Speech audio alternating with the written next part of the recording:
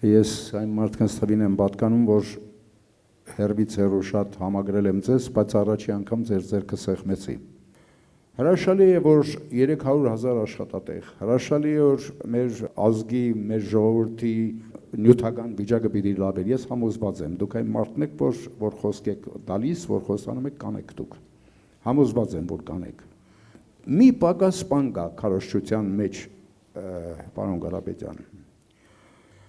Մեր ժողովրդին նաև ոգևորություն է պետք։ Հայ ժողովուրդը աշխարհի հնագույն ժողովուրդներից մեկն է, եթե ոչ հնագույնը։ Ուզում եմ, որ դուք ձեր խոսքի մեջ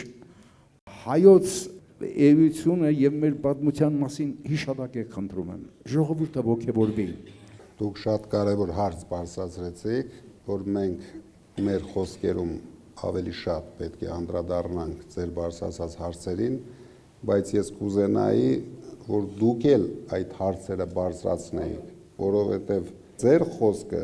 ավելի արժեքավոր, ավելի ծանր է լինելու մարդկանց վրա, ավելի ազդեցիկ է լինելու։ Դրա համար դուք փորձեք այս կարճ ժամանակահատվածում ակտիվ լինեք ձեր բարձրացած հարցերում,